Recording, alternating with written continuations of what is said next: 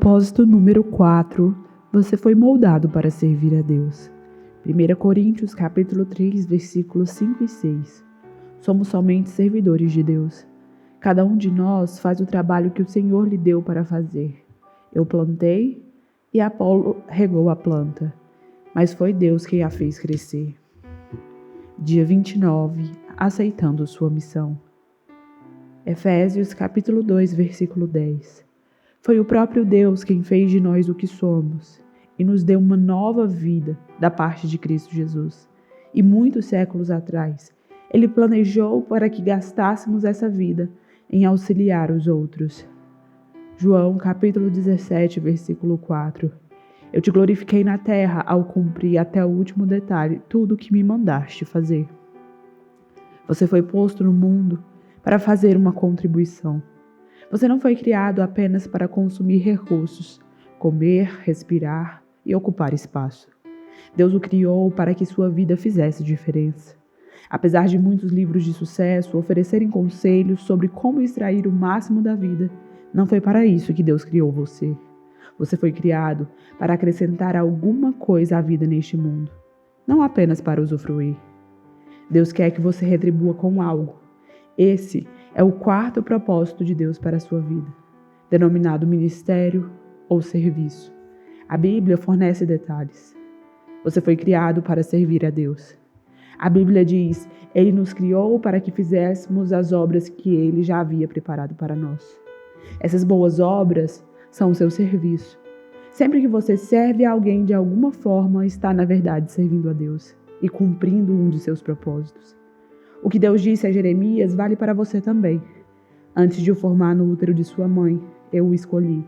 Antes que você nascesse, eu o separei para uma obra especial. Você foi posto neste mundo para uma missão especial. Você foi salvo para servir a Deus. A Bíblia diz: foi Ele quem nos salvou e nos escolheu para o seu eterno e santo trabalho. Não porque merecêssemos, mas porque esse era o seu plano. Deus o redimiu. Assim você pode realizar a obra santa de Deus. Você não foi salvo pelo serviço, mas para o serviço. No reino de Deus, há um lugar, um propósito, um papel e uma função a cumprir. Isso dá à sua vida enorme importância e valor. Comprar nossa salvação custou a vida de Jesus.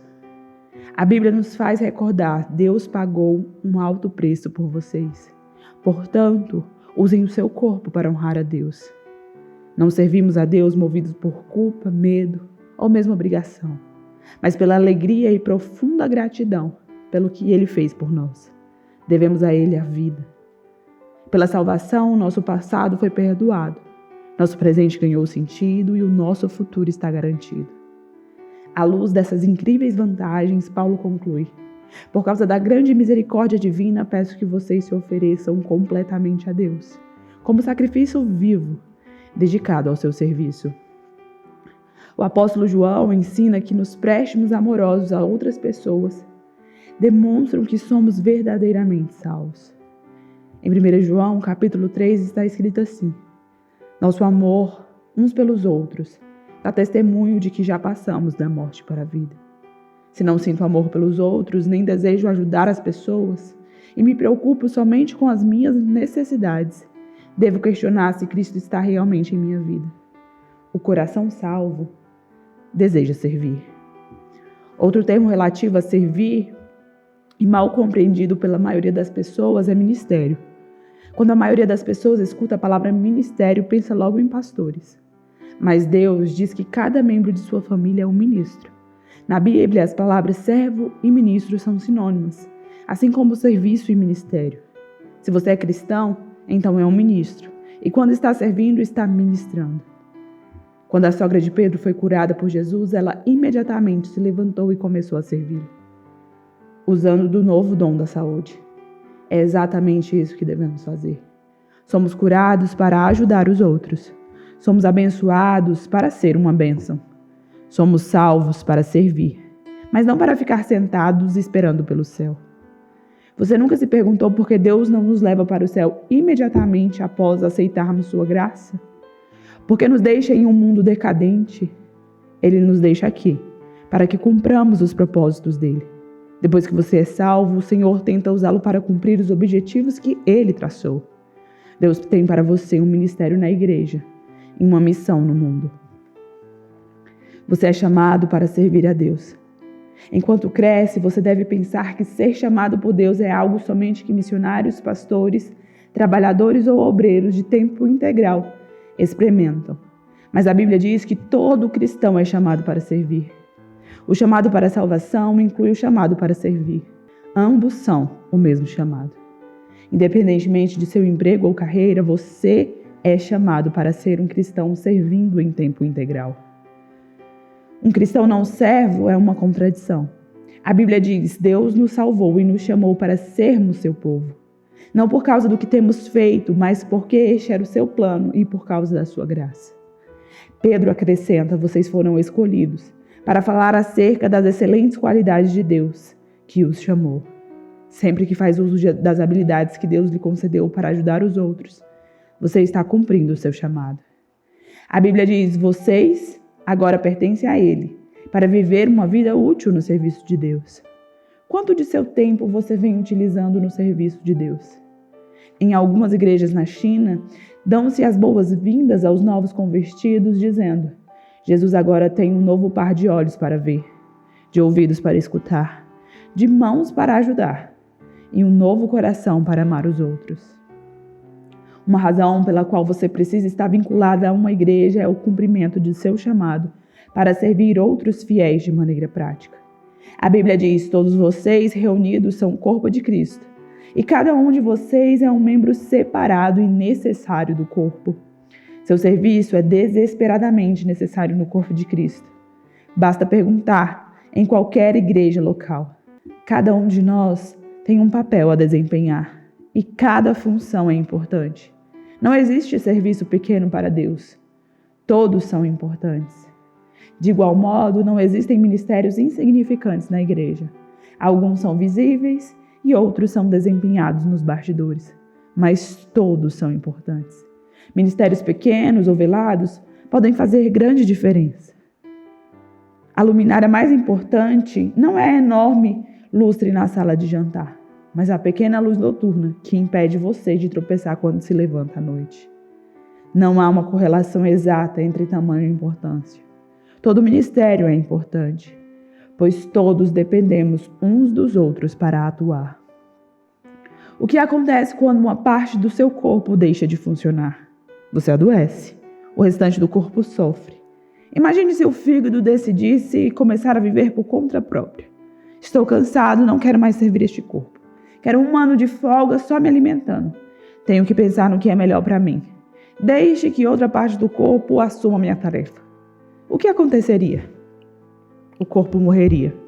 Milhares de igrejas locais hoje estão morrendo por causa de cristãos que não têm vontade de servir. Eles se portam como meros espectadores e o corpo sofre. A ordem é servir a Deus. Jesus foi categórico. A atitude de vocês deve ser igual à minha, porque eu, o Messias, não vim para ser servido, mas para servir e dar vida a muitos. Para os cristãos, servir não é opção, tampouco algo a ser encaixado em nossa agenda quando há tempo disponível. Servir é a essência da vida cristã. Jesus veio para servir e para dar. Esses dois verbos também devem orientar a nossa vida. Serviço e doação resumem o quarto propósito de Deus para a nossa vida. Viver em santidade consiste em realizar a obra de Deus com um sorriso. Jesus ensinou que a maturidade espiritual jamais será um fim em si mesma. Maturidade é para ministério. Crescemos para nos doar. Seguir aprendendo mais e mais não é o suficiente. Precisamos agir de acordo com o que sabemos e pôr em prática o que afirmamos acreditar. Impressão sem expressão causa depressão. Estudar sem trabalhar leva à estagnação espiritual.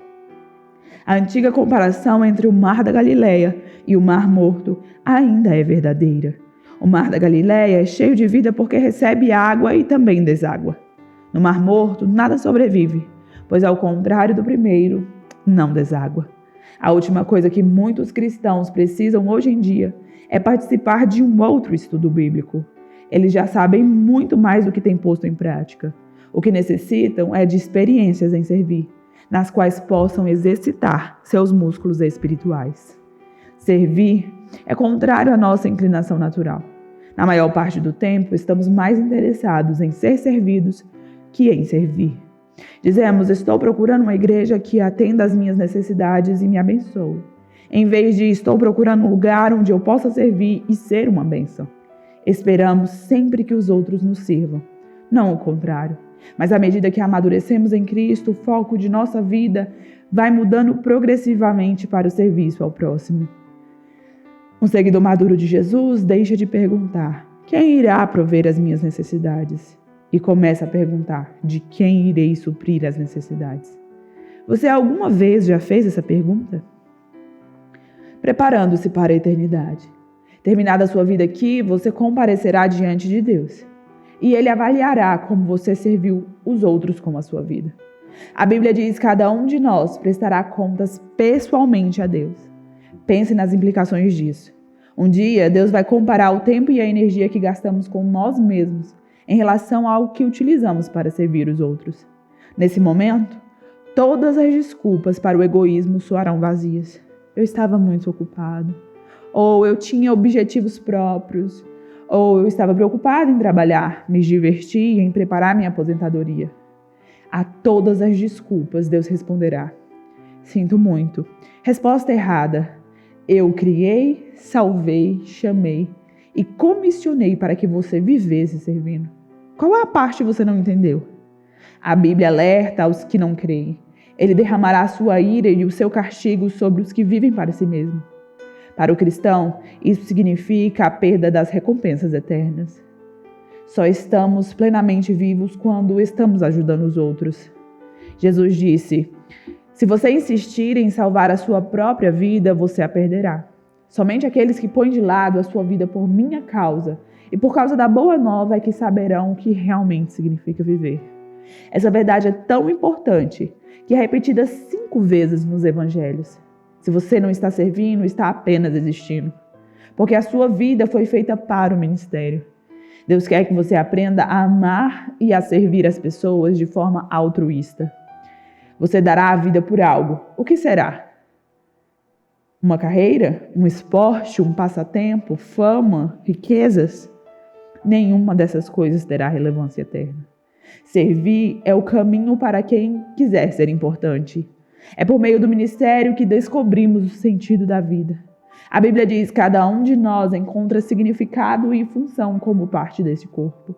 Quando servimos juntos na família de Deus, a vida assume uma importância eterna.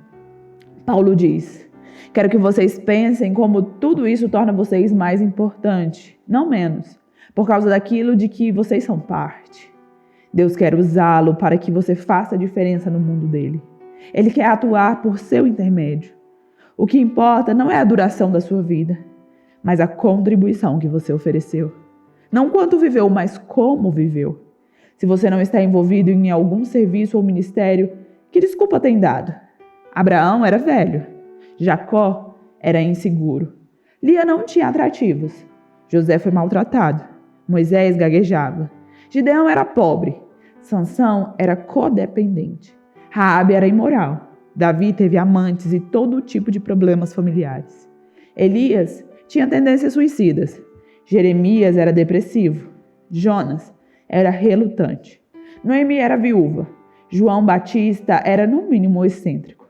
Pedro era impulsivo e temperamental. Marta se preocupava demais. A samaritana teve vários casamentos fracassados. Zaqueu era indesejado. Tomé tinha dúvidas.